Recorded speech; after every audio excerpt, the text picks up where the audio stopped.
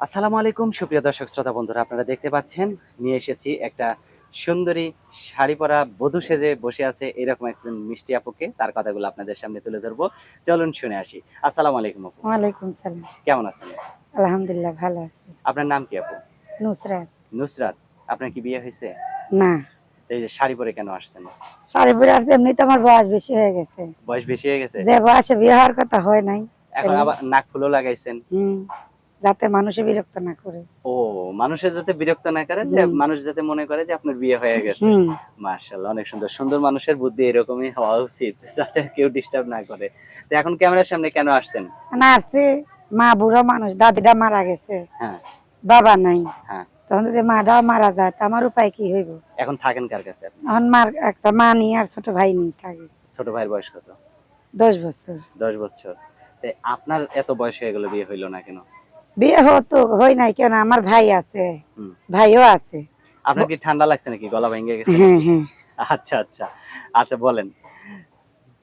পরে আমার ভাই বিয়ে করে আর কি আমাদের ফ্যামিলির দায়িত্ব নেয় না, খোঁজ খবর নেয় না। আচ্ছা আচ্ছা। তার জন্য আমি আর বিয়ে বসি নাই। হ্যাঁ সেলাই মেশিন এর কাজ করি, হ্যাঁ। করতাম আগে, তো এটা এখন আর এটা দিয়ে সংসার চলে না।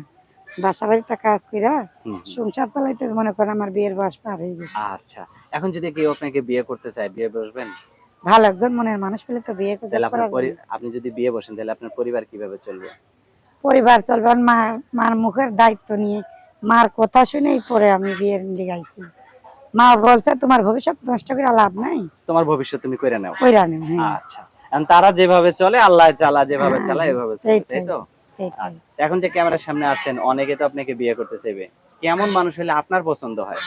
মানুষ যেমন হয়, মানুষ দেখে বিয়ে বাচ্চা করা যায় না। মানুষ যদি ভালো মনের মানুষ হয়, সে যেমনই হোক নাকি? হ্যাঁ ফ্যামিলি ভালো হয়, হ্যাঁ। তার মন যদি ভালো থাকে এটাইতেই চলবো। মাশাআল্লাহ, অনেক অর্থ সুন্দর কথা সম্পদে বলছেন। মানুষের তাহলে আর কোনো সুখ কথার দেয় দরকার নেই। এখন যদি যে আপনার এই কথাগুলো বুঝবে, সে যেন আপনাকে কল দিয়ে যোগাযোগ করে, তাই তো? আচ্ছা, আপনার ফোন নাম্বার মুখস্থ আছে? না। আমার হাতে যে নাম্বারটা দিছেন এটা আপনার সঠিক নাম্বার তো না? আচ্ছা, তো আমি বলি, আমার সাথে আপনিও বলেন। আচ্ছা। 016 016 18 18 94 94 26 26 30। 30। এটা আপনার নাম্বারই তো? ফোন দিলে আপনি ধরবেন তো?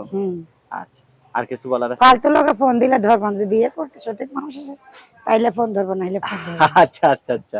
তো ঠিক আছে আপু, ভালো থাকেন। হ্যাঁ আচ্ছা, দর্শক, আপনারা ভালো থাকবেন। আল্লাহ।